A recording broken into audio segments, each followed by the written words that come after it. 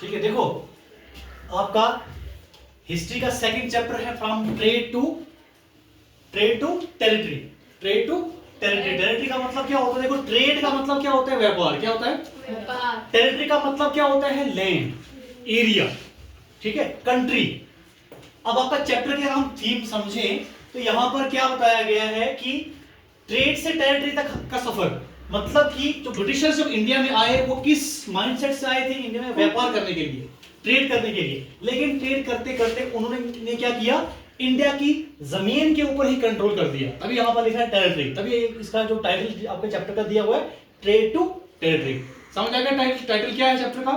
आप देखो, अगर हम इस चैप्टर की अगर हम बैकग्राउंड देखें, इसकी थीम देखें, तो क्या है कि अंग्रेजों के आने से पहले इंडिया में किसका शासन चल रहा था?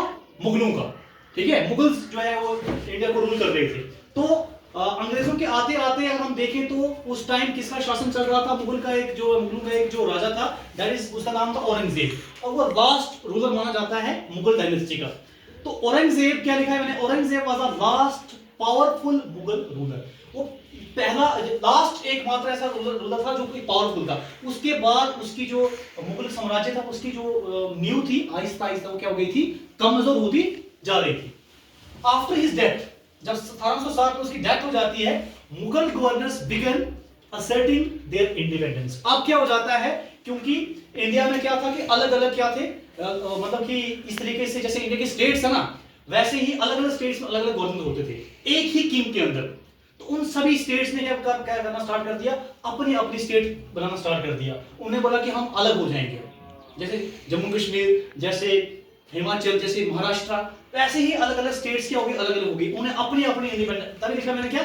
Mughal governors begin asserting their independence. उन्हें अपनी अपनी इंडिपेंडेंस जो है उससे भारत क्या हो गया? कमजोर होता चला गया। क्यों? क्योंकि अभी सभी स्टेट्स मिला के भारत एकजुट है ना। लेकिन अगर सभी स्टेट्स अलग अलग हो जाएंगी तो क्या हो जाएगा? कमजोर पड़ जाएगा ना। तो वही चीज यहां पर देखने को मिलती है। एस्टैब्लिश्ड रीजनल किंगडम्स, वहां पर क्या हो गया? रीजनल किंगडम आ गए। रीजनल किंगडम्स का मतलब क्या होता है? Area wise, local areas. ठीक है, तो अब क्या हो गया? पहले पूरा इंडिया था, अब आहिस्ता आहिस्ता जो है सभी कोई राजा बोल रहा था कि जम्मू कश्मीर मेरा है, कोई बोल रहा था कि हिमाचल मेरा है। इस वजह से ऐसे ऐसी जो है चीजें बन रही थी, जिसकी वजह से क्या हो रहा था? रीजनल किंगडम्स बनते जा रहे थे। और power of Delhi was declining. अब दिल्ली की पावर जो थी वो भी क्या हो रही थी? डिक्लाइन का मतलब क्या होता है? कम होना। ठीक है, तो ये था इसका बैकग्राउंड की अंग्रेजों के आने से पहले कौन थे? मुगल्स। और मुगलों का लास्ट रूलर कौन था? औरंगजेब। ठीक है, अब देखते हैं ईस्ट इंडिया कंपनी। आप लोगों ने नाम सुना होगा ईस्ट इंडिया कंपनी। तो ये एक ब्रिटिशर्स की कंपनी थी। देखो इसको ईस्ट इंडिया क्यों बोलते हैं? ईस्ट इंडिया इसलिए बोलते हैं क्योंकि अगर हम देखें वर्ल्ड मैप में, जब हम देखते हैं इस तरीके से अगर, तो क्या होता है कि मान लीजिए यहां पर यूरोप है, ठीक है, यहां पर यूरोप है और यहां पर क्या है? इंडिया है। ठीक है, अब यूरोप की देखिए, अब यूरोप, यहां पर यूरोप के ईस्टर्न डायरेक्शन में, यूरोप की ईस्ट डायरेक्शन में क्या है? इंडिया है ना। यूरोप की ईस्ट डायरेक्शन में इंडिया, दैट मींस इसीलिए क्या कहा गया? ईस्ट इंडिया, कि वो यूरोप के मतलब ईस्ट में जाएं, तो यूरोप के ईस्ट में कौन सा देश पड़ रहा था? इंडिया। इसी वजह से इसका नाम क्या पड़ा? East India company. अब देखो ईस्ट इंडिया कंपनी का क्या काम था? ईस्ट इंडिया कंपनी जो है भारत में कब आती है? सन 1600 में। ट्रेडिंग कंपनी, ट्रेडिंग का मतलब व्यापार करने के लिए आई थी, भारत के साथ व्यापार करने के लिए आई थी। इन 1600 acquired charter from queen Elizabeth. वहां पर जो है ब्रिटेन की जो महारानी थी, उसका नाम था क्वीन एलिजाबेथ। उससे क्या करते हैं ये जो कंपनी जो होती है ईस्ट इंडिया कंपनी, उससे क्या करती है? एक चार्टर का मतलब होता है डॉक्यूमेंट। क्या होता है? डॉक्यूमेंट। उस डॉक्यूमेंट के ऊपर जो है मतलब उसको डॉक्यूमेंटेशन दी जाती है कि आप जो है क्या करोगे? भारत में जाके क्या करोगे? ट्रेड करोगे। क्या करोगे? ट्रेड करोगे। उसको बोलते हैं चार्टर। क्या है इसका मतलब? क्या है? Got its sole right of trade in with the east with the objective of huge profit. उस कागज में, उस डॉक्यूमेंट में, उस कॉन्ट्रैक्ट में क्या लिखा जाता है कि ये पूरे का पूरा अधिकार किसको होगा? ईस्ट इंडिया कंपनी को होगा, जो भारत में जाके जो है भारतीयों के साथ क्या करेगी? व्यापार करेगी, ट्रेड करेगी। ठीक है, लेकिन यूरोप में ईस्ट इंडिया कंपनी के साथ साथ यूरोप के साथ बाकी और भी देश थे। ठीक है, उनमें भी कंपटीशन है। वो भी चाहते थे कि भारत में हम भी व्यापार करें। भारत में क्योंकि इसलिए व्यापार किया जाता था क्योंकि भारत में जो ये जो स्पाइस होते हैं, मसाले जो होते हैं, उसकी प्रोडक्शन बहुत अच्छी हो रही थी, वर्ल्ड वाइड फेमस था।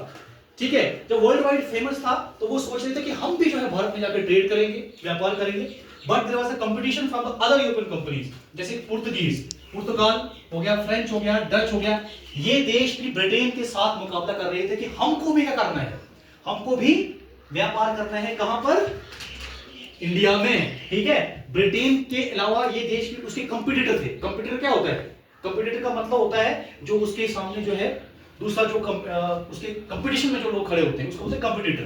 ठीक है, कंपटीशन क्रेडिट प्रॉब्लम। अब क्या हो गया, ब्रिटेन तो चाहता था कि मैं इंडिया के साथ ट्रेड करूं, लेकिन अब ये पुर्तगाल, फ्रांस और ये जो डच है ये भी जो है कंपटीशन में आ जाते हैं। जब ये कंपटीशन में आ जाते हैं, इससे क्या हो जाता है, प्रॉब्लम क्रिएट हो जाती है और इन दोनों के बीच में टसल हो जाती है। टसल समझो क्या होता है, वॉर स्टार्ट हो जाती है। क्या हो जाता है, वॉर स्टार्ट हो जाती है और एक प्रॉब्लम क्रिएट हो जाती है। ऑल कंपनीज, क्योंकि सभी कंपनी चाहते हैं, all companies buys same thing. जैसे मैंने आपको बताया, कॉटन, पीपर, क्लोव्स, कार्डमम एंड सिनेमम। तो ये क्या होता है, कॉटन आ गया, क्या आता है, रुई जो होता है आपका, कपास, पीपर आ गया क्या, काली मिर्च, क्लोव्स क्या आ गया, क्लोव्स आ गया जो लौंग, ठीक है, इलायची, दालचीनी। ये क्या होते हैं, ये ऐसी चीजें होती हैं जो इंडिया में ही अच्छी खासी से प्रोड्यूस होती हैं। तो इसके साथ ये बाकी देश भी कंपटीशन में आ रहे थे, जिसकी वजह से अब क्या हम देखते हैं कि उन भारत के प्रोडक्ट की डिमांड क्या हो रही थी, बढ़ती जा रही थी। ये जो मैंने आपका साइन बताया, मतलब इन सब चीजों की वर्ल्ड मार्केट में डिमांड हो रही थी, डिमांड हो रही थी, उसकी वजह से प्राइस भी बढ़ गई। ठीक है ना। अब मान लीजिए जैसे ये मार्कर है, ठीक है ना, तो इसको भी मार्कर चाहिए, उसको भी मार्कर, उसको भी मार्कर चाहिए। ये बोलेगी मैं 10 रुपए दूंगी, बोलेगी 15 दूंगी, वो बोलती मैं 20 दूंगी। ठीक, तो एकदम से इस चीज की प्राइस क्या हो गई, बढ़ गई। वही चीज इन सब चीजों की प्राइस क्या हो गई, बढ़ गई।